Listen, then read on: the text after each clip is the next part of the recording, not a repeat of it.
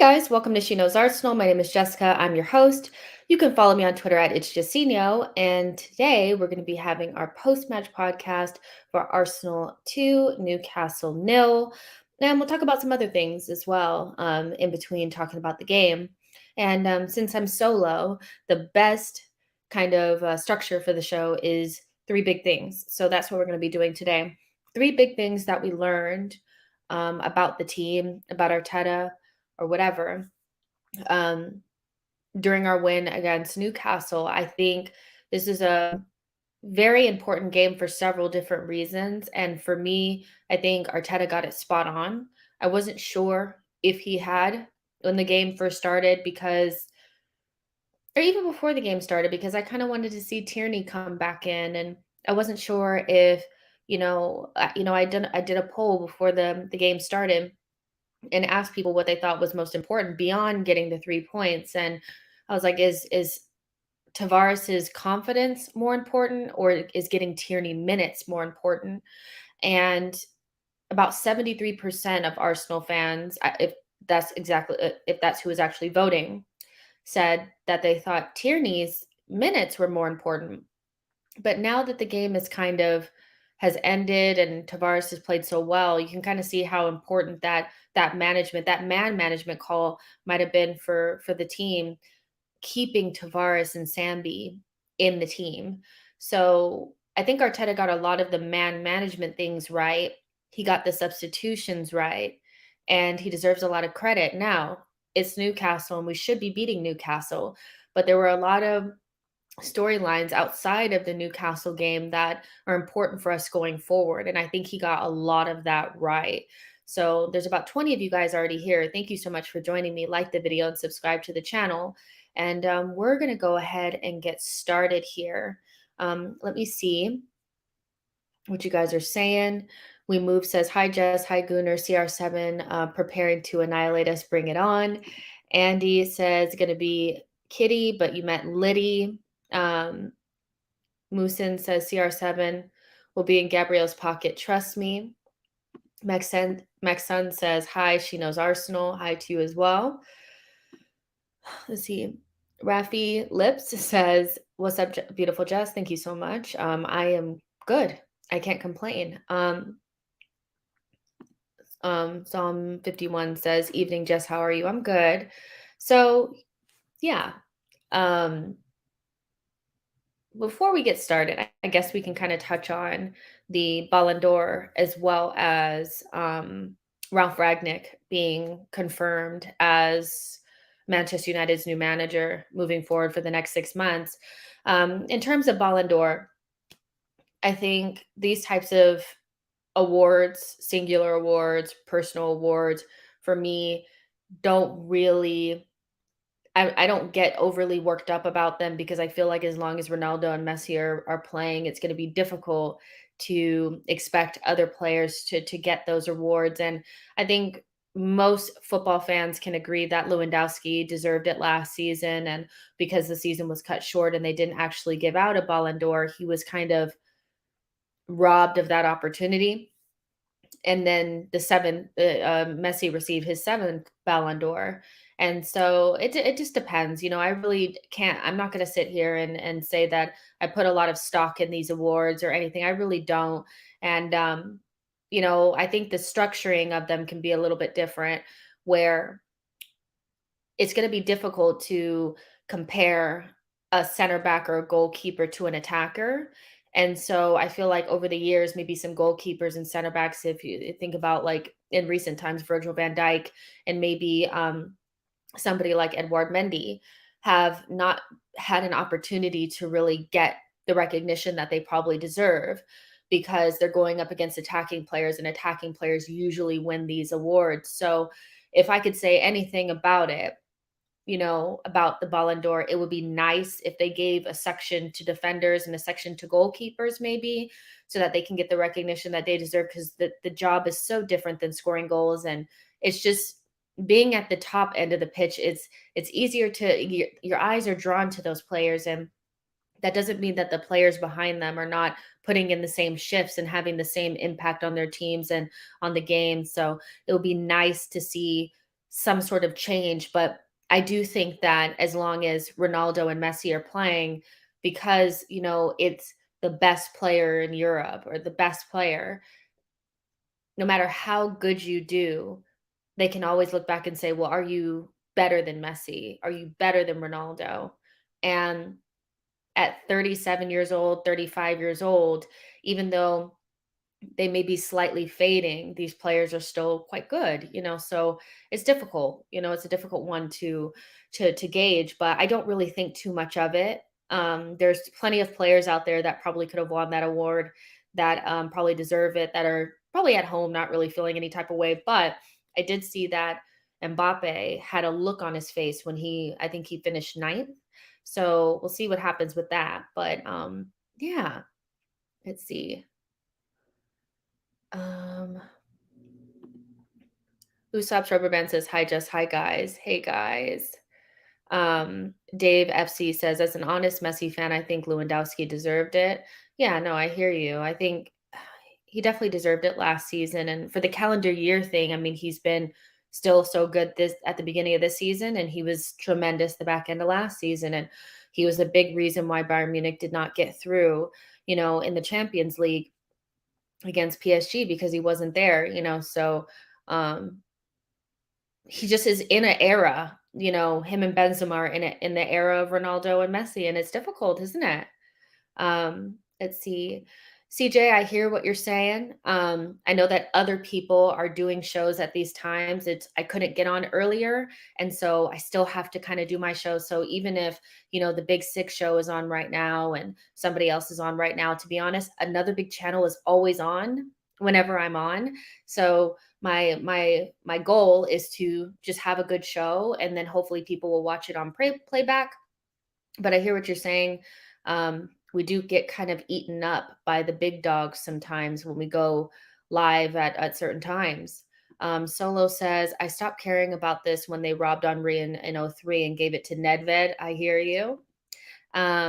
T and T and Josie says, "The biggest robbery was 2013 when Ronaldo won it based on his performance against Sweden." I think they're popularity contests, if I can be honest. Like, I don't feel like you can look at that and say that, like, I think if players are honest with themselves, they know that they're living in a difficult era of two players that are probably going to win everything under the sun while they're still walking, so doesn't mean you're not a great player. And there are other awards that they have opportunities to win. Just the Ballon d'Or just seems to be very dominated by those two, and rightly so. I mean, they are two of the best players over the last 10, 15 years or whatever. Andre says, "Party's role in this team has changed, Jess. He now plays the Xhaka role. It's not glamorous, but it's important work." We will talk about that in just a second. Solo says, "Good thinking, Jess. Not all of us are here for the big shows." Yeah, it's just I have to just kind of keep making my content, even if I know that the bigger people are going to swallow me up. Like, there's really nothing I can do. But I've tried all the, like, when does so and so go live, and inevitably somebody else bigger goes live every time I go on. So yeah. And Mr. Austin makes a good point. The Ballon d'Or is worthless, just like the Grammys, in my honest opinion. I kind of think of that too. So when these awards come around, I just like to see what people are wearing, if anything interesting happened, and then I just kind of move on from it. But yeah, let's talk a little bit about Ralf Ragnick and what his influence might be at Manchester United before we get started on Arsenal stuff. But it's interesting because we play Manchester United at the weekend, and there's not at the weekend, on Thursday, and it'll be interesting to see what kind of influence he can have in such a short period of time. There are questions around whether his visa or paperwork or whatever is going to be ready for him to actually come and do training and stuff like that. And it might prevent him from being on the touchline on Thursday. But I think this is the start of bigger clubs being smart, which is a bad thing for us because I think we're still in a period of time where we're not sure if we're doing the right thing, if we're doing all of the right things. Does that make sense? We know that I think at the very least, we can say that we like the players and they have huge upside because they're young and they seem quite talented. But when you look above that and you look at the manager and also the people above the manager, it makes it a little bit, when somebody makes a smart move, you start to look around and say, well, am I making the right moves? And that's the first thing that I did when I heard about Ralph Ragnick going to Man United. We know that it's going to be a 6 month management in terms of on the sideline, but then he's going to go upstairs and be the DOF for them. And that's a huge deal. Ralph Ragnick is, pretty much the godfather of the Gegenpress and German football, and all the things that we like and admire about German football is pretty much are things that he's put in place over the years. Like if you want to put it in layman's terms, like Tuchel and Klopp are not Tuchel and Klopp without Ralph Ragnick. So it's interesting to see that they've made this move. And again, I think that this is a look towards dumb clubs being smart, and over the years it's been Arsenal and Man United being dumb, and hopefully we are not dumb and we can get out of this as well. But it's going to be interesting to see what they do in the summertime. I don't think Carrick is going to be able to hold on to that job. Ralph Ragnick will be hiring the new manager. He'll also be managing them going forward in terms of their transfers. So I don't think there will be more Ronaldo type transfers and players on huge wages that aren't really that great, and older players and a very imbalanced squad. He'll be able to figure all that out. And they're looking at Pochettino and maybe Ten Hag coming in the summer. So when you see those things and you're like, they already have a good squad as it is, and if he can clean that up, bring in some much needed, balance to the squad and hire the right manager, Arsenal better get their shit together. Arsenal better make sure that they're making all the right moves, because we're trusting in something that looks good. It looks good at the moment and it feels good. But with smart clubs coming up behind us and the top clubs being a lot smarter, where's the opportunity going to come for us to kind of close the gap? We have to be making all the right decisions. So coming up on Thursday, it's going to be very interesting. I don't think you'll see a pressing gegenpress like change United on Thursday, but they will at least be a little bit more organized and they'll have a little bit of a pep in their step, because obviously Ole is not going to be in the dugout. So the Manchester United that we probably would have faced a couple weeks ago is not going to be the same one that we face on Thursday. And it's a huge test for us. I think there's more pressure on them than there is for us, because even if we lose, they'll still be behind us. They need to make up ground because they were meant to be title challengers and they're not right now at the moment. So I think it's going to be an interesting test away from home, but we'll have more lead up to that up until Thursday. But I just wanted to touch on it and see what you guys think.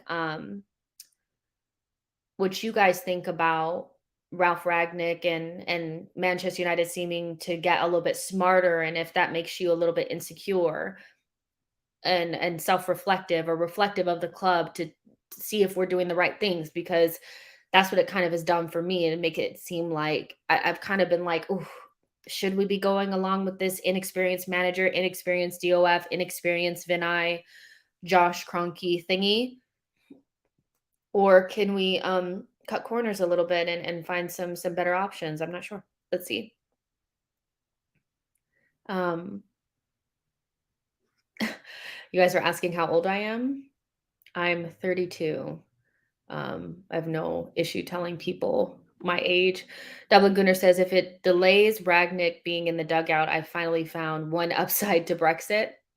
Um, T says he made sure that DOF was put into the deal. Psalm 51 says Chelsea, Liverpool, and now Man United all have German coaches. Should we have a German coach? I don't know. Um, I think, not to be reductive, but Germans tend to be very efficient and good at what they do. So, from a management perspective, I think some of the best managers are German, but then there's also really good managers that are other nationalities, and Pep is Spanish and Arteta is Spanish. So I don't know, I don't know if there's anything to it, but there's a lot of great German managers, so maybe there's something to it. Max then says, haha, Dave. I don't know what you guys are talking about. Uh, Dave FC says, no, Van der Beek for Arsenal now. I know that's dead, isn't it? Solo says, I don't think it'll work. Man United fans don't have the time for a rebuild. Do they have to fully rebuild? I mean, if you take away Ronaldo and Cavani, they have Rashford, Sancho, Greenwood, Donny van de Beek, Bruno Fernandes. If you even take away Pogba, um, Fred and McTominay, and then they have Aaron Wan-Bissaka, Maguire, Varane, De Gea, and Luke Shaw. I don't think I'm looking at that team and saying that they need a full rebuild. I think obviously they'll need players that can play whatever the philosophy is going to be, which is probably going to be a more pressing style, and I don't know what players can actually do that. I think right now they're in the mode of we don't press because we're not being told to or we don't feel like it. But I think if a new manager comes in and says you need to press, they will. And then they'll just add players to the squad that makes sense, so I don't think they need to start all the way over. I think that they could be in and around the top teams probably within the next year or so with the base that they already have.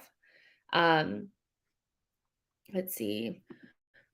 Newman says United don't need much, a couple of CMs and a CB. That's what I'm saying. They don't really need much. So, you know, um, it's kind of like when Tuchel came into Chelsea and they were like, "Oh, they have all this like almost like a Frankenstein of a team that's like a pieces of all these different managers and all smushed together plus the academy kids." A good manager will come in and be able to know how to work with that, and talent is the most important thing. Even if they don't go together, if they're talented, you can get something out of them if you can organize them and you're a good manager, and I'm sure that they will hire somebody that could get that working at a good level and then add to it. So, I mean, I don't see them having to start over. Polycarp says, I think Ragnick will have a lot to do in getting Man United players to respond to his pressing game. That's the biggest thing is he going to be able to get this group of players to press? They don't have great pressers, but again, they have enough money to go out in the summer and buy players that can do it. So they don't have anything really stopping them. They have a very experienced DOF. They're going to get a great manager. They have a good base and they had unlimited funds to spend money on new players if they need to. So, yeah, it's one of those where it's like Arsenal really need to make sure that they're doing the right things. And I'm not going to lie, like seeing them go out and get a DOF that is going to transform them into some sort of they're going to have a philosophy, they're going to have a Manchester United way. That's something that they haven't really had and move forward in the right ways probably unless something really goes wrong. Because he wouldn't have come if they had not promised him that he would have full control. Let's be real. So you look at it that way and then we're looking at what we have. I'm like, oof, this better work. This better work. Um Yeah, let's see. Spectrum says the biggest change in fortune for Arsenal is the shift in energy from the fans to the players. By the way, just keep those um, theta waves flowing. Your work is appreciated. Blessings to you. Thank you so much. I really appreciate that. Yeah, it's the mood is definitely different around the club, and that's a good thing because it was dire. It really was. Solo says that team is a rebuild team to me when you compare it to the other three top teams. I don't think the fans will accept finishing out of top four. Yeah, they still have to finish in the top four, and I think it'll still be a little bit difficult if the teams that are kind of up there are still getting points. They have to hope that we fall apart, that West Ham falls apart, that Spurs doesn't get any sort of bounce, so Leicester stays where they are. So it's still going to be difficult for them, but I expect them to be a little bit better. I think they're going to be better. So let's get into some Arsenal stuff. So basically for today, I wanted to do three big things that we learned against Newcastle. And what I said in the beginning, I stand by that, even though I still have questions about Arteta long term, and I have this weird feeling that he's going to end up being our Oli. Like, he's obviously superior to Ollie in coaching, but in terms of, like, being able to get the feel good factor back, getting some of the bad players out and kinda starting the culture shift, I think he's kinda that guy for us, and then for us to move forward, we'll need somebody a little bit more experienced because I don't think you can substitute experience and, for a manager, and he's learning on the job, and he may not be able to learn fast enough, like, essentially for all of this to come to fruition and be perfect, like, the players would have to kinda reach their peak at the same time that Arteta kinda reaches his, and I'm not sure that it really works that way. I think our players are closer to being where they need to be, and Arteta's a little bit further away than them, so when we get to that point, um, in the next couple of years, I feel like we'll need to move on to somebody a little bit better, but in the meantime, he got it spot on, and I think he's proving some of the not the doubters wrong, but in terms of, like, his man management, he's answering those questions about can he manage players right and all of that? Can he make the right substitutions? Can he get the players buying into what he's trying to do? And I think he's answering a lot of those questions, which in the meantime is what you kind of want to see, even if long term you're feeling like some things need to change. I had huge questions about the whole Tavares thing, and did he continue on with Tavares, and can't we get Tierney back in and get him some minutes? But he made the right decision by playing Nuno again. I thought he had a great game, a suspect first half in terms of a decision making in the final third, but in the second half he really made up for it. And also Sambi, I thought that was Sambi's best game in an Arsenal shirt, and he really midfielded the game like he was the guy in charge in the midfield. And I hear that Thomas was playing the more six role, so his job was a little bit different. But I don't think that takes away from the fact that like Sambi really was running that midfield at 21 years old, and that's not easy to do. That's not easy to do. So I think he made some of the right decisions at the right time.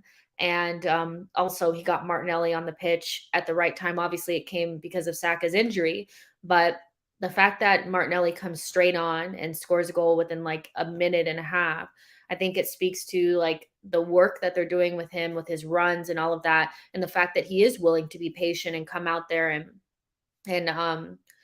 and take advantage of the time that he's getting.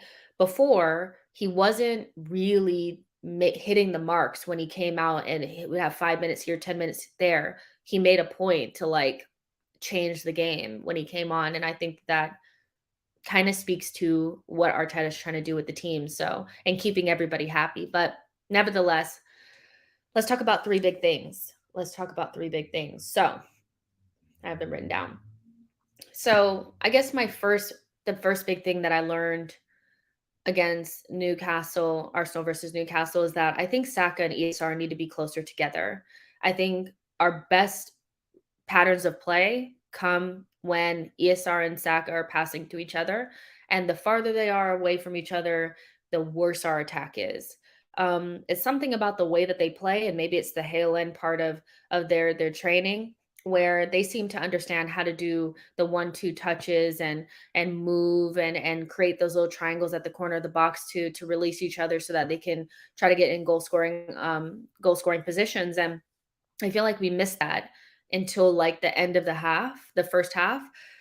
Once they got closer together and started connecting, and that kind of came when Saka was floating a little bit more and had a little bit more freedom, we scored a goal. And all of our best moves, our best goals since Arteta has been in charge really have come when ESR and Saka are close together and they're connecting, So for me, I think something that I learned is that they need to be closer together and in positions where they can play off of each other so that we can get the most out of our attack, because the further they are apart from each other, the more disjointed our attack looks. And I don't think that that is a coincidence. I really think they need to be a lot closer together, because Saka passing to Tomiyasu, doesn't really work to free up space because Tomiyasu tends to second guess himself a little bit.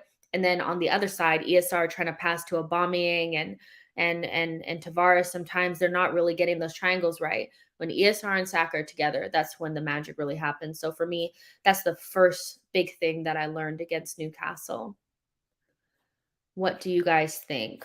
There's about 84 of you guys watching, so I know you guys are in the chat box. I don't know why it stopped. Like, are you guys not talking?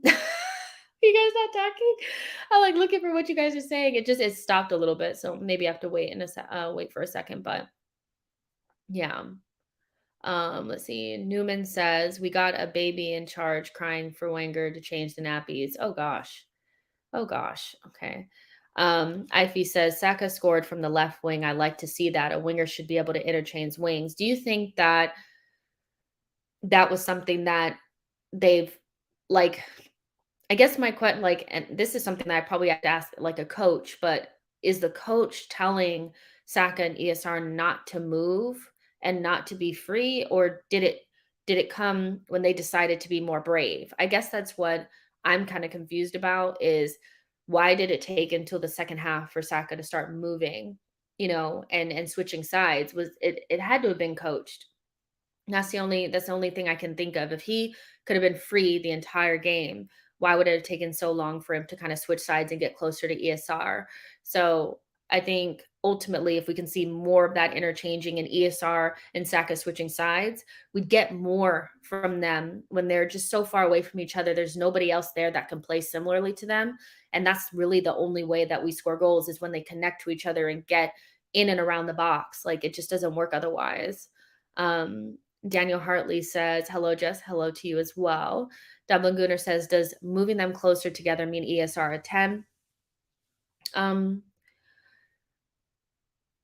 Possibly, possibly. I mean, I feel like part of me does want to see ESR play the 10 role sometimes, just to see if I know why we don't play him there sometimes. It's because, well, you're trying to get either Odegaard or Lacazette in the team. But I feel like ESR is our best number 10 at the moment because he does the things that we need our number 10 to do, which is get into the box and create things at the top of the box and in and around the corners of the box. And I feel like Odegaard is struggling just a little bit with his centrality and his influence closer to the box. He's good, kind of deeper in the center circle and off of the right hand side, pinging like crossfield balls and stuff like that. But what we really need is influence in zone 14, and I think that that's kind of where we're missing it. Where ESR, when he plays the 10 role, he's kind of right there, like on the top of the box, and I think he does a little bit better than Odegaard with that. But potentially, yes, if we were able to get ESR to play the number 10 role, I'd try it, but then it also weakens the left wing. So you have to remember that as well. Polycarp says, I thought as much as Odegaard brought something different, that kind of limited ESR than to drift and occupy spaces, which he does well when Odegaard's absence. Yeah, I think we're having some issues figuring out the balance. I'm not sure if ESR, Odegaard, and Saka naturally combine. I just don't know. Like Odegaard feels like the odd man out sometimes. And even though he was doing some good things, I do agree that he kind of, because everything kind of needs to go through him and the way that he plays is a little bit different than the way that they play. They're very Hale end in the way that they play, where it's 1-2 touches around the corner, little small triangles, 1-2 touch, that kind of thing. Odegaard's more of a traditional 10 who wants to touch the ball a lot and orchestrate, from the center of the pitch. And I think those two style of plays just really conflict. And so we have to figure out either they need to play with each other more so they can kind of get each other's patterns, or we need to pick and choose either Odegaard plays the 10 or ESR plays the 10. Because I'm not sure why it just doesn't feel like there's a lot of connectivity, but it might be just because they haven't played with each other. Um, Let's see. Johnson Moses says he was in the first half. Though, remember the Smith chance. Vague 1801 says we're here. Big up yourself. What's your starting 11 for Thursday? I will definitely be doing more previewing content for the match on Thursday a little bit later in the week. Once we get the Newcastle kind of stuff gone, which will be after today. Um, C. Finnan is, am I the only one who's forgotten about Xhaka? I think a lot of people have forgotten about him, but I think he comes straight back into this team. Ivy says, great question, Jess. I'm not sure. My guess is Arteta gave them the freedom to do that. But again, that's just me assuming. I don't know. Is it that the these our players are not brave enough and so they don't move and connect until they're kind of forced to? Or is it that Arteta didn't give them the license until the second half when he figured that we were struggling to break them down? It's I never can quite get if it's they're not being brave or if he's telling them not to move. Um, I think it might be that he gave them instruction. He gave Saka instruction to move. That's kind of what I think. Dave Riley says, Jess, can we get a result at Old Trafford on Thursday night? Okay, we'll talk about a little bit more maybe towards the end since you guys really want to talk about Thursday's match, but I just want to get through Newcastle first. Um, Daniel says, I think both ESR and Saka have a lot of energy when they play together. I would even start Martinelli and let them off the chains with Lacazette up top. I think we could cause a lot of problems for Man United. Yeah, I want to see like if Saka was fit, like Saka, ESR, Martinelli, and Lacazette. That's what I would start with against Old Trafford, Man United at Old Trafford. Um, Johnson Moses says, "What do you think of Martinelli, Smith, Saka, I think Aubameyang needs to be dropped. Um, that's just kind of what I think. Um, C. Wilder says, I still want Abba's minutes to be given to somebody else. Yeah, I'm kind of at that point with him. But that was the first big thing that I learned that I feel like Saka and ESR, in order for us to be successful in the short term, until some things change, we bring in some other characters and some other skill sets, they need to be closer together. And so when they're closer together, we tend to play better. When they're far away and they don't connect, we're just not as good. And I think it's because they play the type of football that devastates teams. Fast 1-2 touches, they're good ball progressors and they tend to be able to keep the ball. When they're far away, it doesn't really work. And the goal that they scored, the first goal was made literally because Saka and ESR were standing next to each other and they did that little thing that they do. Quite similarly to the West Brom goal in the snow that they scored with Lacazette. I think those types of goals are our best goals, and they would happen more often if we got those two closer together. CU says, I prefer ESR to Odegaard. ESR is my type of 10, kind of like Kaka, who runs with the ball a lot and is very mobile. Wizard says, Arsenal need to score first. United are in shambles and shocking. You guys are so like ready for this Man United game. Personally, I could wait a little bit longer, but there's about 90 of you guys watching. Make sure you guys like the video and subscribe to the channel. I'm going to go to my second big thing. So, my second big thing that I learned against Newcastle is that it's Martinelli's time. I think there's been a lot of like, oh my gosh, when is Martinelli going to play? And I think that this was the first time that he's played since his injury, really, where he's made it clear that he was ready for minutes and ready to take the shirt off of somebody's back. And so we know that that player is there and Martinelli is good. But when he's come in for his 5-10 minutes, he hasn't really done enough, in my opinion, to rip the shirt off of somebody's back. But I think with Aubameyang's form and our lack of goals and the fact that Aubameyang will be gone at AFCON and Pepe is clearly on the outskirts of the team, Martinelli's time has definitely come. I feel like he'll get more minutes now. And the goal that he scored was so beyond his years. Like if Ronaldo had scored that goal, people would still be talking about it. Like the movement, he made it so easy for Tomiyasu to find him. Like his movement dictated what Tomiyasu was supposed to do. Great pass from Tomiyasu over the top, and he had to watch that ball he had to stay on side first, watch that ball come up over his shoulder, and then hit. And while the goalkeeper is coming out, hit it with just the right amount of texture to make sure that it gets into the corner. And I just thought that is why we need Martinelli in this team, is because He's a goal scorer. He still has his he still has something to play for. I feel like because our strikers are kind of at the end of their careers kind of, there's nothing to really fight for. Martinelli for me has something to fight for still, and he's trying to prove himself to be that guy. And so when you add that with his natural skills and his tenacity and his goal scoring, like his goal threat, you have something that we're going to need towards the back end of the season when Aubameyang is not available, so for me, I think Martinelli did the perfect that was the perfect scenario for Martinelli to come in, put the game out of reach for Newcastle, score a wonder goal, and put pressure on Arteta to start thinking about him a little bit more for the starting lineup. I don't think Aubameyang's doing a lot to really keep the shirt beyond being the captain and there not being somebody right there nipping at his heels. If Martinelli can do that a little bit more, I think we're looking at somebody who will be playing a lot of minutes towards the back end of the season, and we won't have to be so worried about when is Martinelli going to play. He's going to play. He's definitely going to play. Let's see.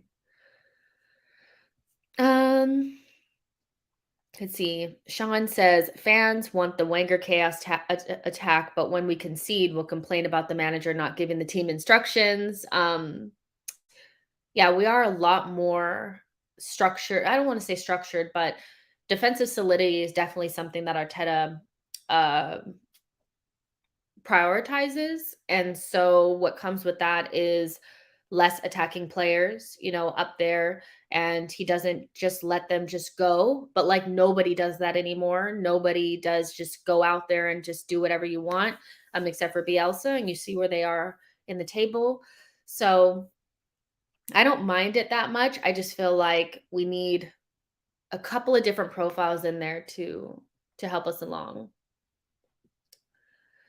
Let's see. Ivy says, I don't think so, though he did great against Crystal Palace. He did have a good cameo against Crystal Palace. You're right about that. C. Finnan says Martinelli's goal was top class. Dublin Gunner says it was one of those goals where he seemed to slow time down. It was so nice. It was such a good goal.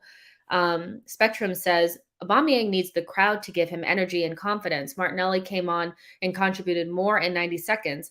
I feel like this was to prove a point. He will be the next in line for the striker position. Now, I still think we buy a striker in the summer, but I do think that Martinelli will inevitably become a bigger part of this team moving forward. But I don't know if he's going to be the next guy in line when Lacazette goes, if that makes sense. Davion says unleash Martinelli against United. The staff 786 says Martinelli has flair and style reminiscent of Alexis Sanchez when he played for Arsenal. I think what people are like, oh, he doesn't have the technical quality. It's not so much that. I mean, he's definitely not like Saka on the ball, but he can dribble. He can beat a man. He's quick, and he's kind of like Tavares in that way, where it's like even when he's rough around the edges, he does the things that defenders don't want to have to play against, and that's somebody that never stops, that consistently goes forward and causes them problems. And we just don't have enough of those players in the team. Like ESR and Saka are great, but they're more facilitators, whereas Tavares and Martinelli are disruptors. And so you need a healthy balance of the two.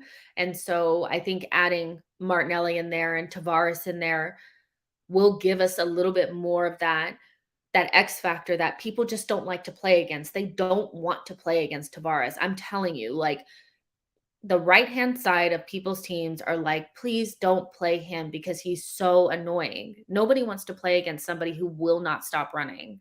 And Martinelli and Tavares are very similar in that way. And what they lack in smoothness and yeah, basically what they lack in smoothness, they make up for in the things that people don't actually want to play against. And that's what matters. It doesn't matter if they're a little rough around the edges. I actually don't mind it at all.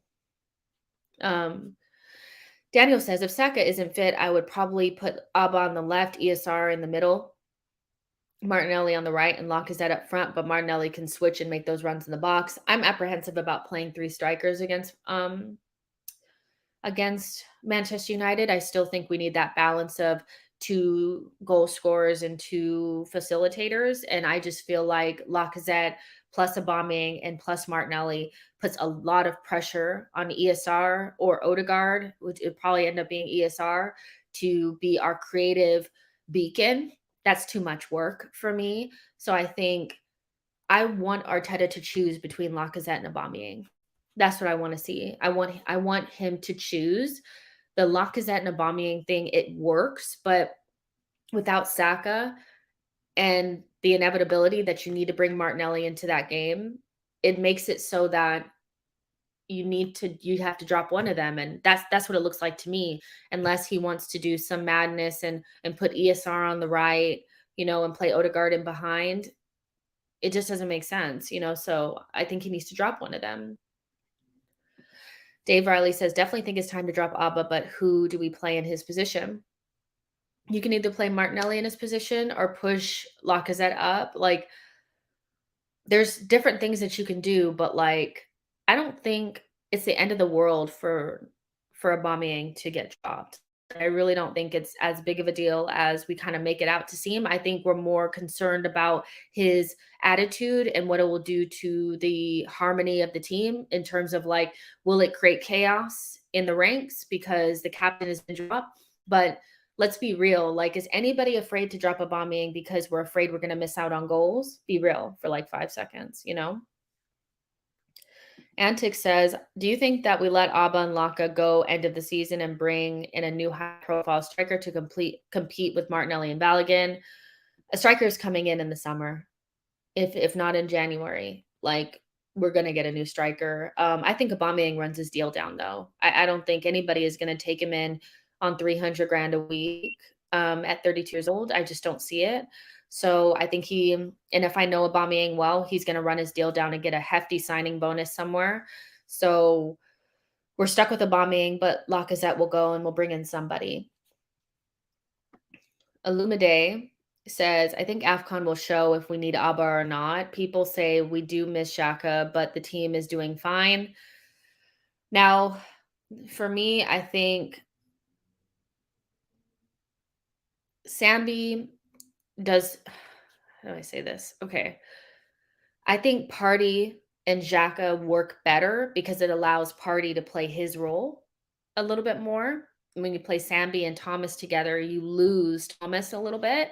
And I prefer us to get more out of Thomas than avoid Xhaka. Does that make sense? Like, some people are like, I want to avoid Xhaka at all costs. So I prefer Thomas to have to suffer a little bit and we just kind of go with Sambi.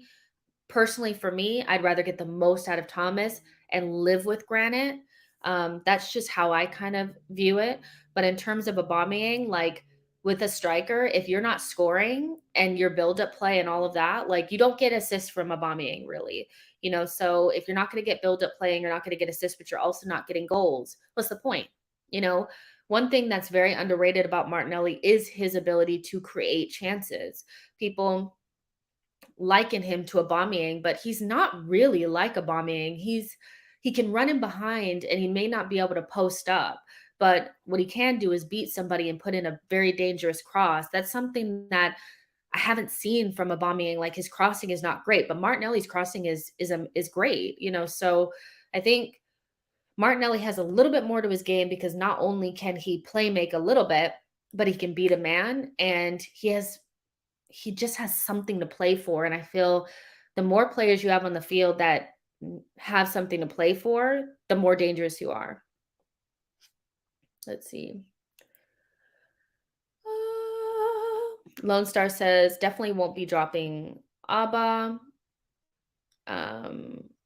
Seawalder says Laka, Martinelli, and Pepe should be fighting for that center forward spot. Who's Pepe? No, I'm just joking. We're about to talk about him in a second. Jim Howson says Arteta playing Laka behind Abba is him constantly trying to compensate for the fact that he's not Firmino or Jesus. we were having a conversation about this in our group chat about Odegaard, and I personally, although I wanted somebody different, um, you guys know I wanted James Madison. I want to give Odegaard a chance because I've seen that he's kind of become this scapegoat. Like he was totally terrible on rewatch. He was not as bad as I thought he was. He did have loose touches and he was sloppy, but the guy needs time. He needs time. And so we're still trying to figure out what he is, what he can offer, and he just needs more time in the team. But he's not getting in my opinion, he's not getting in the team because Lacazette's playing better than him. He's not getting in the team because Aubameyang is not good enough, or he doesn't give us enough roundness to his game. So we have to have Aubameyang plus Lacazette to make up for Aubameyang not being able to hold up the ball, no build up and no physicality. That's what I think. And then so Odegaard suffers. I don't think Arteta's saying Lacazette is a way better number 10 than Odegaard. I think he's saying, I need to keep Aubameyang on the field, but he lacks this, this, and this. So I'm going to use Lacazette as kind of like a foil for him. So I think it's more that, but it just is not sustainable. The Lacazette Aubameyang thing is not sustainable because inevitably it gets found out. And when they're not good, they're really not good. So we need to figure out something else. Lone Star says, picking the players depends on who's available, the opponent, and formation. I agree. Hold on, you guys. I need to blow my nose.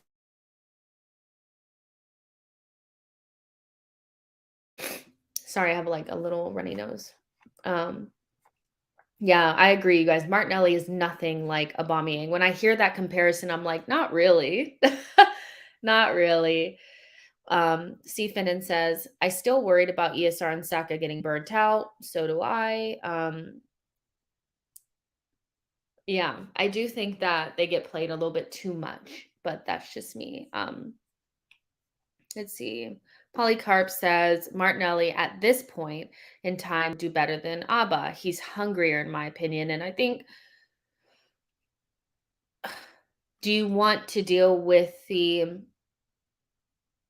inconsistencies of a young player, a very young, talented player, or do you want to keep that little bit of experience from Aubameyang? Because really, right now, for me, he's not adding much. And yes, he's working hard. He's pressing more. He's running around. Let's be real. That is a prerequisite for not only playing for Arsenal Football Club, but for being the captain of the club. So when I'm seeing all the he's pressing and he's doing that, yeah, I get that. But he should be doing that. What have you done for me lately? He really is just not cutting it. So I would like to see more of Martinelli, which we inevitably will do. We will see more of him because Aubameyang won't be here. So let's see. Arsenal, Lone Star says Arsenal had 3 games in November burnt out. It's not so much about just what we're doing. It's also they're going away with the national team and they're playing a lot of minutes. And so I do think there's an element of not only physical fatigue, but mental fatigue. And they're still young players. Should they still be out? Could they use play day in and day out? Yes. But I think personally, I feel like with Saka over the last couple of months, I have seen a little bit of fatigue in terms of decision making not being sharp, touches not being sharp. And even when Saka's not sharp, he's still really, really good.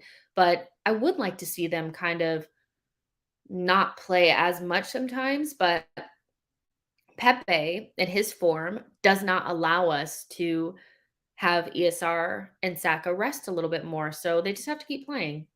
So yeah. When you're traveling and stuff, yeah, I mean, I think we don't take into account the travel. They're still training in between. So just because they're not playing against hard teams when they go and play for the national team, is still minutes in their legs. They're still training, they're still traveling. So I think we're underrating the amount of football that they actually have to play and the fact that they're still young players. But I digress. All right, so let's get to the third big thing. There's about 130 of you guys watching. Make sure you like the video and subscribe to the channel.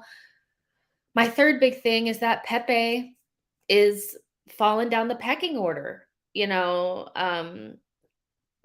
Pepe, I kind of felt like this what game was it? What game was it, you guys? I think it was Watford at home. Arteta decided to bring in Martinelli on the right instead of bringing in Nicola Pepe, and I was like, "Oof, he's probably not feeling him right now." Now, um, for the Newcastle game, Pepe comes out or Saka comes out. He chooses Martinelli again and leaves Nicola Pepe on the bench. He hasn't played 90 minutes in forever, and he really has been on the outskirts of the team maybe since Burnley, I think. So, oof, yeah, I think Pepe is really down that pecking order, and there's been a lot of rumors swirling around that he's gonna be looking for somewhere in January. He's gonna be doing this, he's gonna be doing that. Maybe we're open to selling him, da da da. I don't see him leaving in January because I don't think the Ivory Coast, I don't think they qualified for AFCON. So I think he'll still be here, and we can't afford to be so thin during that time. So I don't see him leaving in January. But I think it opens the door for him to leave in the summer. Again, we've been having these conversations um, about Pepe over last couple of months, and maybe I was a little bit premature um, talking about it so early on in the season. But I'm always looking at the contractual situations of our players and trying to see if the club can make better decisions moving forward. And he's 3 years in, he's 3 years in, just like Saliba, 3 years in, um, into their 5-year contracts, and Pepe, he's a unique situation because he was never gonna be worth 72 million. That price tag was always too much, and I think he's more between 30 and 40, like, that's more what he was probably worth at the time. But we're coming up on 2 years at the end of the season. We'll have 2 years left on his deal, and usually what you wanna do is you wanna either renew them or extend them. Sometimes when you extend people, you have to give them more money, so that has to be taken into account. But your other option is to try to sell, and Pepe is 27 years old. I think there's a portion of the fan base that doesn't realize how old he actually is. He's 27. So the chances of him really improving from here, for me, okay, so Ivory Coast are going to AFCON. I didn't know if they had qualified or not, but I still don't see him leaving because, like, we're gonna need somebody, and if we address anything in January, I think it'll be central midfield and not the attack. But when it comes down to it, he has 2 years left on his deal in the summer, and 27 years old, hasn't really hit the heights. The longer he runs down his deal, the less money you could potentially get for him, and the closer you are to him walking away for free at 29, 30 years old. So a decision does have to be made. But I think when you see Arteta slowly just kind of pushing you to the fringe of the team, like just kind of like pushing you away, I think it's a natural sign that, like, you're out. You're out. And so I know Arteta made a comment about Pepe saying that, like, basically saying that, like, he's not somebody that we're looking to sell. We're looking for him to get to the level that we know he can be at. But I think that's waffle. I think it's waffle. I think at this point he's had enough opportunities to show what he can be. Even in not the best situations, he should be able to beat a man, to pass the ball with security, to do the basics. And that's not really an Arteta thing. It's not Arteta's fault that when he came in, he was somebody that could do the spectacular but couldn't do the basics. And in the Premier League, you have to be able to do the basics, and he's just not doing it. And I don't see Arteta switching up his system so that we could play counterattack so that Pepe could be better. So looking at him, it's just one of those things where I feel like the time is ticking. The time is really ticking on him, and unless something really, really changes, um, I think he's gone. So seeing Martinelli come in was was a good moment. I felt like, yes, like he's gonna get his playing time. He's gonna do this, he's gonna do that. But it also brought into focus Nicola Pepe, and I do think he still has a role to play till the end of the season, because we don't know what's gonna happen with Saka and ESR if they can stay fit and all of that. But geez, I mean, we just want to see what happens. Like I just want to see what happens like with Pepe. I want to see what they're going to do and if they're going to do the right thing. Polycarp says Pepe almost feels like he's refused to learn, especially on his final third output, which would frustrate Arteta. He has had opportunities but still lacks final product. Dublin Gunner says, I wonder how long after we sell Pepe we will be paying for Pepe. I don't know. Like, it's one of those where it's like we know that we're paying in installments, so we may what I mean, because there's a big possibility that we could sell him and be using that money to pay him off to Lille, you know? It was such a bad deal. Aria Ariane Rai says Pepe gives the impression of being a raw player at 27. That's not going to work for us. It's really not. I mean, he's not terrible. But there's a lot of different factors that are going up against him. The contractual situation, the fact that he can't get in the team in front of a 20-year-old, even though that 20-year-old is Bukayo Saka, he still is not getting into the team. And at 27, he should be able to beat Saka and be the number one right wing. The fact that I don't think the system necessarily helps him. Our right winger has to be able to deal with being double teamed. That's just what it is. I notice even when Saka plays there, they always double team that person because our right wing does a lot of our deliveries and a lot of our facilitating and all of that. Our wing players are so important to our system. And where Saka makes the right decisions to take on a player at the right time, to split the players at the right time, to pass at the right time. I don't think Pepe really makes the right decisions in those situations, and I don't think the system is going to change anytime soon. So he has a lot of things working against him, which I don't think necessarily really boil down to him not being a good player. It's just what would be the point of keeping him?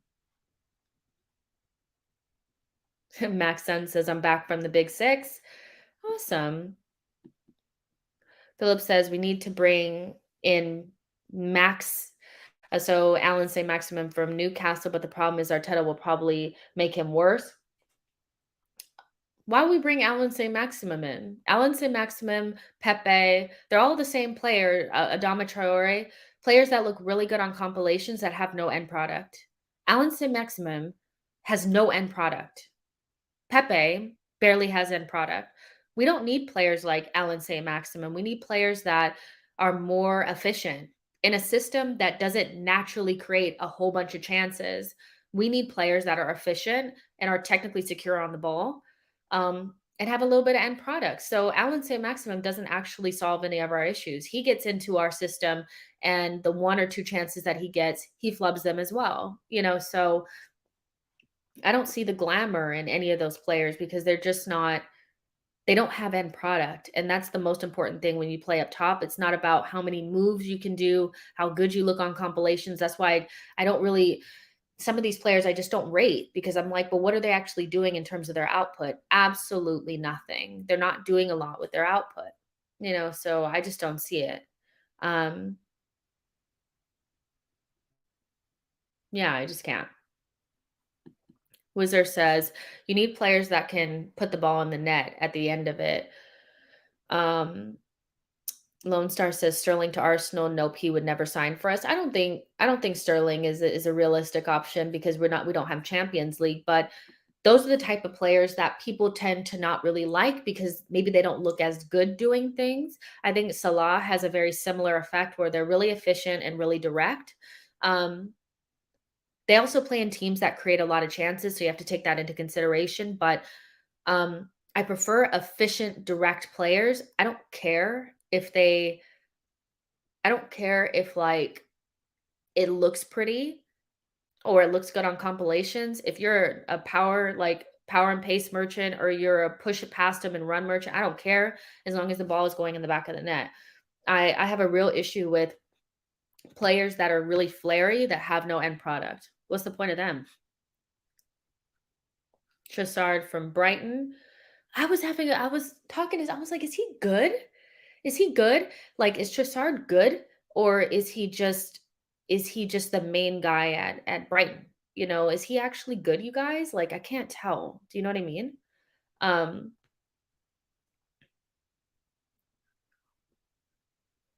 um, no, I don't think Alan St. Maximum is any good, I'm sorry.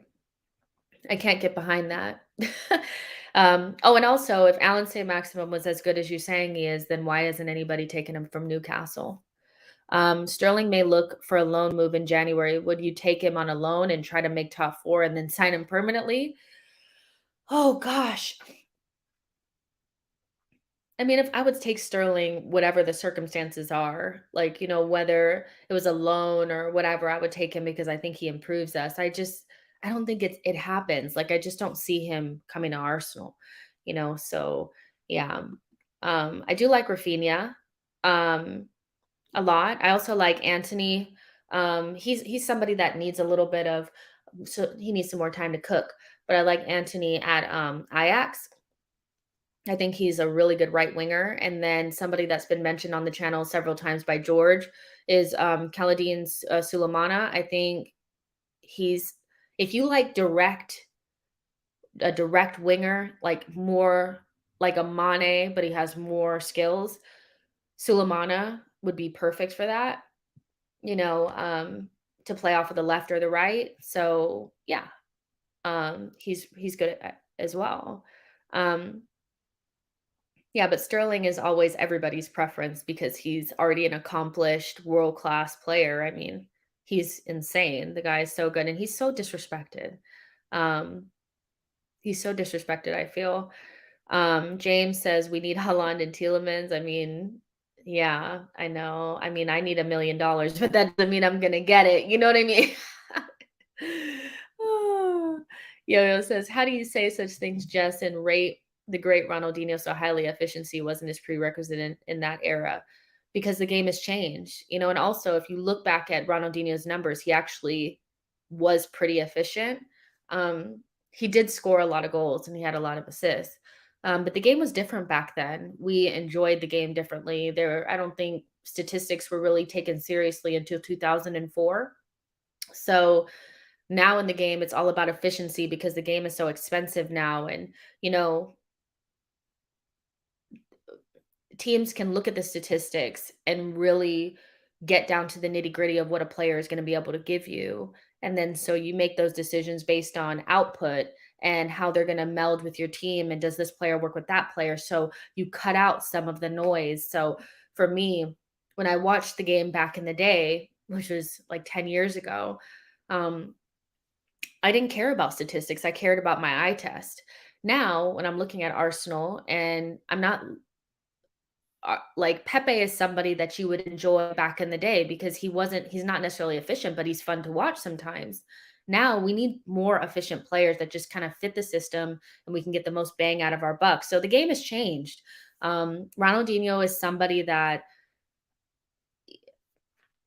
I mean, he was perfect. Like, he was perfect. I mean, he was fun to watch. And maybe he wasn't as efficient as some other players, but if you go back and look at his statistics, he actually wasn't as bad as people make him out to seem.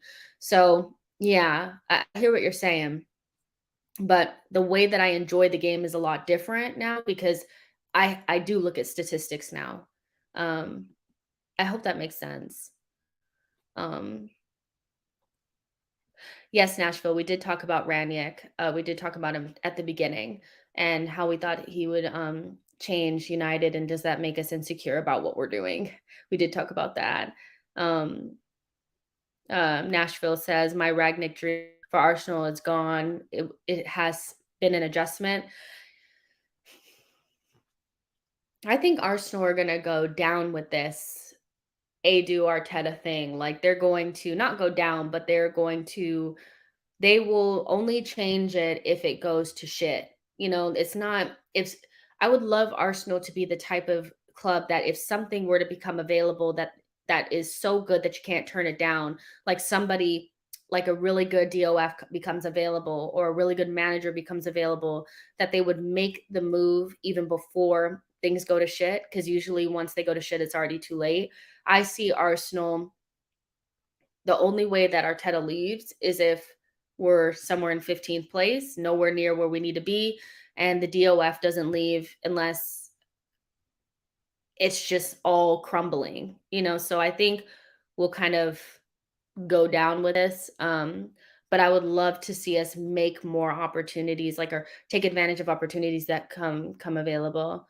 Um, let's see. Jess Karan says, "Can we talk about why Party is getting so much hate? Do people not understand how much Arsenal struggle and build up without him in the team?" Yeah, I mean, I think I'm a huge Thomas Partey fan, and I think he needs more time. I've noticed, getting to know him over the last year or so, is that he struggles when he comes back from injury, and he tends to look really out of shape when he comes back off injury.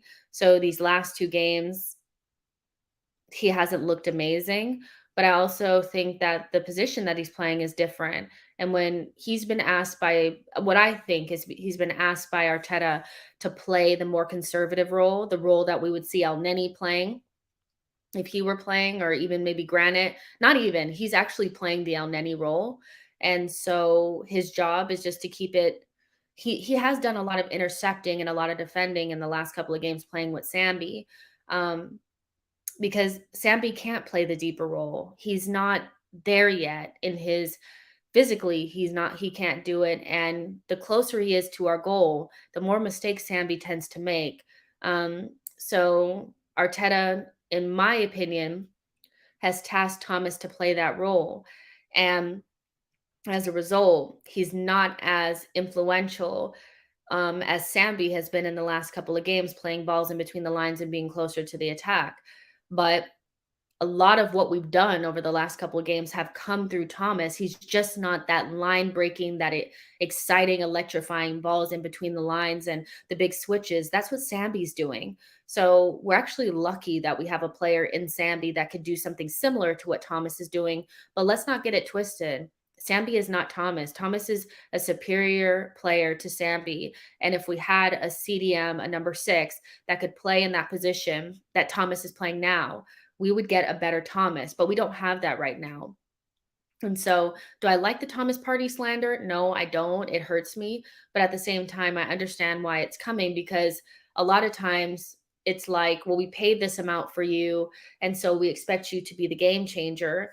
And I think it's sometimes it's really harsh when it comes to like midfielders that play deeper in your midfield and defenders, because their contributions to what we do, even offensively, are sometimes so overlooked because it's not flashy. Like, does that make sense? So like even Ben White, it's like, wow, we spend 50 million on a defender. It's not gonna change our trajectory, especially if he's not like a hard-nosed defender. But what Ben White gives us the ability to do in build up is very good for a team that right now is struggling a little bit offensively. He gives us another outlet, and he he allows us to push up. He breaks lines. Like, he does a lot of different things that you probably didn't really notice when we spent 50 million on him. I think Thomas Partey is kind of similar to that, where he doesn't play at number 10. Like, he's not the number 10, so he's not going to give you goals, he's not going to give you assists. And if he's not a a CDM that's going to like break people's ankles and slide in and do last ditch tackles, you're like, what does he do? What does he do? But if you watch Thomas closely, if you don't have players that have the technical ability to evade pressure, that can find the right pass, that can actually nip balls off of people, you struggle. And I think he's doing a decent job in the 6 role. It's not his best position, but when Xhaka comes back, or we bring in that midfielder that he deserves to have next to him, I think we'll have a different idea of what Thomas can do for us. It may never be what Arsenal fans really want, because I know that there is a school of thought where it's like, I prefer to see a Santi Corzola in that position. But for me personally, I prefer a Gilberto and a Vieira. And Thomas is nowhere near Vieira. He's nowhere near him. But in terms of the balance and what that gives you in your midfield pivot, I prefer that. But without the number 6, we'll never see it. So he is important to what we do. Do I think he's been playing amazing? No, but I think it's a little bit harsh. I do think it's a little bit harsh on him, um, especially coming off an injury. But that's my take.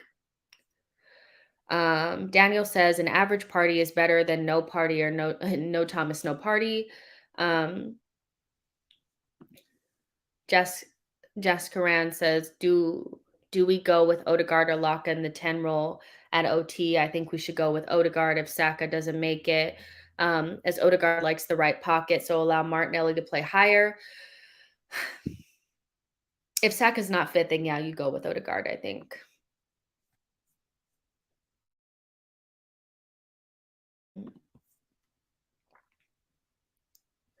Mohammed says we need to replace Kessie or replace Thomas with Kessie. That's why Arsenal fans don't deserve anything nice. How are we going to replace Thomas Partey before we've even gotten the best out of him? He doesn't need a replacement. He needs somebody next to him that can do the dirty work. Now, if you're saying bring in Kessie to play with Thomas, I understand what you're saying. This is why I really wanted Basuma. I just felt like that type of player just opens up opportunities for us to play a little bit differently. And so I would just wait a little bit before we just write Thomas off. But he does need to offer more. And against United, he needs to be on his A game, or else we're going to get eaten alive. Um, Yo-Yo says, Party, like other signings at the club, made a mistake in joining Arsenal for different reasons.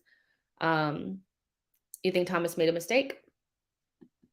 Jim Housen says Vieira needs Petite to be the DM, so does Party. I mean, it's very similar. I use Gilberto as my example, but Petite is also a really good example. Sometimes you just need a guard dog to do that job for you. Thomas Party's not a CDM, so we're not really getting the best out of him. So his performances are going under the radar, and we're like, why isn't he doing this? And I still see people being like, he doesn't score enough goals and he doesn't get us assists, so he's not a good midfielder. And I just feel like I don't understand like that thought process. That's just not how I view the midfield. That's not how I view it. We don't get goals. It's not because we need more goals all over the pitch. In my opinion, I just feel like we need another striker that scores goals, and our youngins need to keep up. Like they just need to get to a point where they're actually putting the ball in the back of the net. And we need a number 10 that contributes goals. I don't think our pivot necessarily needs to contribute goals, because also our fullbacks getting as forward as they can. If we can get Tomiyasu and Tavares to control their shots, I think you get enough goals without having to use your pivot. But it's like we want to go creep back, creep back, creep back. And it's like, well, Thomas doesn't score goals, so we need somebody there that can do it. I don't think it's necessarily that. I think you get Thomas Partey another partner, push Thomas up, and you get to put more pressure on teams and get some of those line breaking passes. And you inevitably score more goals if your forward players actually put him in the back of the net. Let's see. Let's see.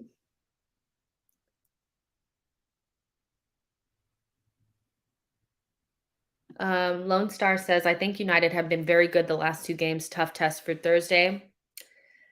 I don't think they were good against Chelsea, if I'm honest. I think Chelsea, had they put one of those chances away, the game would have been done. I mean, it was essentially they had 30% possession the entire first half. They didn't create a single shot until Sancho dribbled down the pitch and scored that goal. That was eerily similar to the one that Martinelli scored against Chelsea at Stamford Bridge, where Jorginho made a huge mistake and Manchester United capitalized on it. They were less shitty than they had been under Ole Gunnar Solskjaer. But to say that they were very good, I think, is disingenuous when Chelsea really just didn't finish their chances at all. They had so many good chances, and Manchester United had no chances until Jorginho gifted them one. So I think it's a little bit too far to say that they were very good, but what I will say is that they were better than they had been, and it will be a tough test. It will be tough. I agree with that. I agree. Don't force Saka if he's not good enough. Don't force him. Yo-Yo says, if Saka isn't fully fit, do you keep him for Everton to force him? Yeah, I think you I think if he's not 100% fit, you keep him for Everton. Our next run of games after that are kind of games that we need to win. We need to beat Everton. Who do we play? Let me look at the schedule really quick because we have a, let's just say, very winnable games. Let me just check the schedule.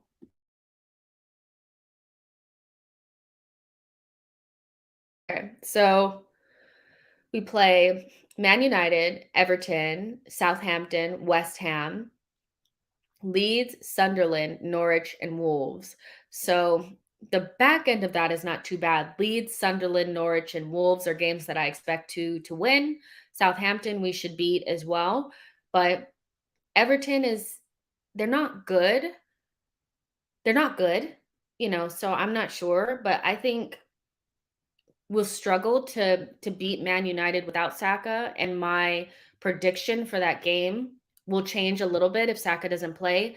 That being said, if I know that Saka will be fit for Everton, then I'd rather not play against Man United because that's our toughest game out of the next run, I think. West Ham will be tough as well, but that's at home.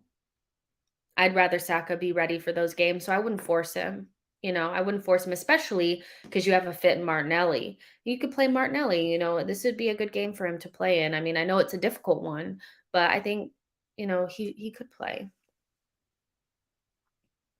Um, um, Lalitia says, just as you said that the game is not the same as Ronaldinho's times, do you feel the DM role is changing towards a more technical attributes rather than a focus on physical attributes? It depends on how you play. If you look at Rodri from Man City, he plays very similarly to Busquets, in my opinion. Um, he's the first player in a long time that I feel like has a similar profile to Busquets because Busquets was he's something that I've never seen before because he was technically gifted, but he also could do a little bit of the defensive job, and he was very intelligent, and he could play in a single pivot. Um, Very hard to find, but you need to have like almost the perfect setup to make that work. And I think Rodri does that really well. Um, then you have like the DMs that are more like Neves and Locatelli and these types that they're the deep lying playmaker types. Jorginho kind of fits that, the Regista types. And then you have the Basumas and the Declan Rices of the world and that group. And so I think it depends on how you play. Fabinho is another example of somebody who has enough technical ability not to be Sissoko, but like definitely is more of a destroyer and a sweeper. So personally, for me, it depends on how you play. If you're a Man City, of course, you can go with a more technically gifted player that has a little bit of defensive security, but is mostly there to facilitate play. Of course, if you have a team like that. But I think Arsenal, for the players that we have now, and for the people that want us to move into a 4-3-3, a number 6 that can sweep up, that can also move would be the move. Like, that would be what we need to get. Now, that doesn't mean that they should not be able to pass the ball. I think the number 6 role has changed. You have to have some technical quality, but I think the midfield destroyer 6 is kind of what we need personally. Like, and then maybe we could change a little bit, like as our system changes and our players change. But especially if you want to play Odegaard in the 10, there's actually no way you can go without having the destroyer number 6. He needs 2 strong midfielders behind him. So the game has changed, but it just depends on how you want to play.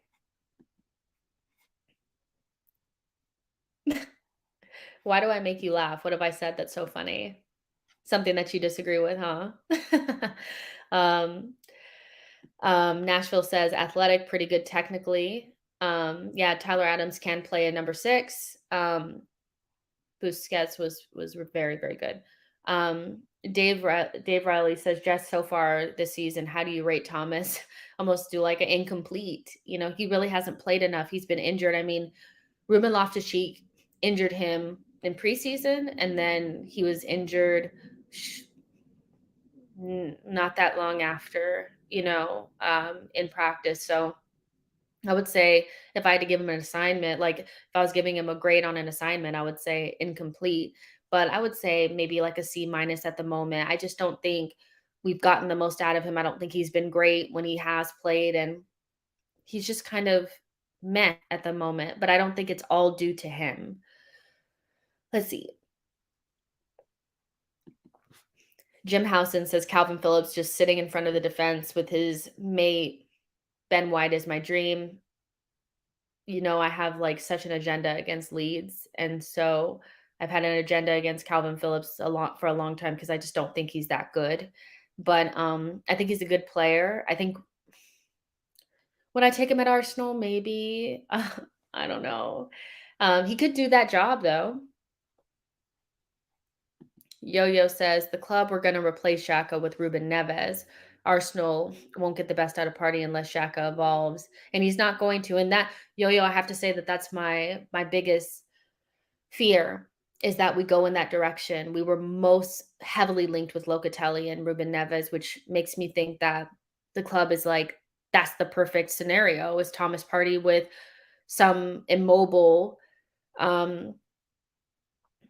deep line playmaker 6, and I don't like it. It's not my favorite thing. I was not too keen on the Locatelli rumors, and I definitely don't like Ruben Neves that much. Do I think he's a good player? Yes.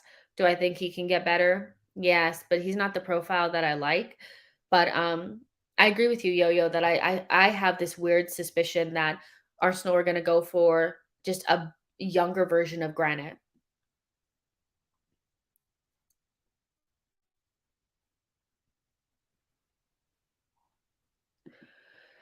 Nashville says, "Would you take Phillips at Arsenal?" Maybe that's why Arsenal fans don't get nice things. um, I still just when I watch him, I think he has a great engine on him. I think he's being ran into the ground by Bielsa and that silly system that they play. I think that he plays really hard and he's the perfect type of player for a team that lacks a little bit of physicality and legs. Um, I'm not sure about like if somebody could let me know about his passing ability. I'm not sure that I feel like his passing range is good, but somebody playing in that position doesn't necessarily need to have a great passing range. So I think Calvin Phillips is a good player. Like it may just be the bun that's throwing me off, but hey, I don't know. Onyx Lens says, "What's good, Jess? I'm good. I can't complain. We're gonna wrap up here in like another 5 minutes or so. Um, go through a couple more of your guys' comments. Bhavik Patel says, "We have one of the youngest teams in the league. Don't you think we need an older player who is a winner?" Yeah, but what older player that's a winner that's not finished in their career is going to come to a team that doesn't have Champions League? I mean, it's easier said than done. You could bring in players like that, like if you have Champions League. I don't even think you can get them in Europa League. So I think at this point, if we can't get experienced players that older players like in their prime that have won things, I think you have to go with the right profiles and talented young players that could get better. Because if you go for the other alternative, which is the Williams, you see what we got with that in the David Luiz's. So we're in a rock and a hard place where if we were in Champions League, we probably could attract prime age players that may have won things, but we're not. So, yeah. Dave Riley says Alexander Isak would be a perfect fit for Arsenal. I have my little thoughts on him. I'll give them in just a second. Nashville Gooner says Phillips would be a great player for Arsenal, and the hair would be a glorious addition. Onyx Lens says we need to go big on a midfielder. I'd bid for Declan Rice, even if we have to go 100 million and it's our only signing. Give him huge wages. A lot of people are really into him. I just don't think we have a chance in hell to get him. All right, so Alexander Isak. So here's for the striker position, which we're going to talk a lot about in the next couple of months. I just know we are, but Alexander Isak is somebody that when I watch him play, I think he has the right skill set to become amazing. He's so he has such a unique profile, but he's the type of player that people don't wanna play against. He's fast. He's big. He's 6'4". He still needs to fill out, but he's tall. So you would think that at some point that physical presence would come in. He's very quick. He's really good on the ball. Like when I say good on the ball, not just somebody who can lay the ball off, like could turn and face and beat a man. Um, Better on the ball than Tammy Abraham. Um, he can also post up. He can play out wide. You know, he has all of the ability and the ceiling to become something really special. The only caveat is that he's not there yet. And so being 22 years old, we're going to have to overpay for him. Any striker that we go after that's worth getting, will be overpaying for. But the difficult thing is getting somebody who's a proven goal scorer that's maybe 24 to 26 years old and will come to Arsenal and fit in with this young group. And so that's a really difficult like combination to get right. And I think we're going to have to sacrifice something. So if I had to sacrifice something, it would be the experience and maybe a little bit of the goal scoring if I felt like the profile was perfect. Because if you look at somebody like a Dominic Calvert-Lewin, I think he's going to cost 60 million or so from Everton. I think there's questions around what his ceiling actually is. I think at 24 years old, I think you can probably think that he's going to be a very good Premier League goal scorer, but he's not going to be elite. I don't think he has the build-up play or the technical ability to be that. Um, he has no assists in him, so he's not doesn't have an all-around game, and I think that that's my apprehension. Now, if you brought him in with this group, and this group got better and you got a central midfielder in, I think we're right in the conversation for top 4. But I also think in the next couple of years, you're looking at Dominic Calvert-Lewin like, maybe we need somebody a little bit better. So for me, his ceiling is not that high, but in the short term, he can get us what we need, which is a physical presence, fast, athletic center forward that can get on the end of crosses and will score goals for us. But he's not going to be elite. He's not going to be our franchise player. Like he's definitely not going to be that. Now, he would give Martinelli enough time to grow and become that. But personally, if I had to go for somebody, it would probably be Isak. But with Aubameyang looking the way that he looks, I would like if Aubameyang was still putting out Vardy like numbers, you could easily bring in Isak and give him a year to get up to speed. But because you don't have that luxury, and we're not sure where Aubameyang's going to be in a year, you need to bring in somebody a little bit more finished, a little bit more done. So I think you end up with a Dominic Calvert-Lewin, but you end up thinking he's not that high his ceiling is not that high. It really isn't. Lalitia says, "Are your opinions on Isak influenced by the presence of Martinelli and Balogun in our club already?" A little bit. So okay, so with Isak, it's like we have Martinelli and we have Balogun. They're all different in their own ways, but Isak is a very specific and special profile that you're probably not going to see anytime soon. He's the only person that's even remotely similar to Haaland, where they have the speed, the technical ability, and the height to be something that people don't want to play against. They just don't want to. Now, Haaland is superior to him. Don't get me wrong, but Isak on the ball is special, and he could grow into something. He's just raw. But do we want 3 kind of raw talents at 18 to 21 years old and nobody in that age of 24 to 25 when both of our strikers are 30 somethings? No, not really. So it's not really about Martinelli and Balogun. I just feel like we don't have anybody in that age range. And if Aubameyang had some more gas in the tank, I think you could go out for Isak and it'd be fine.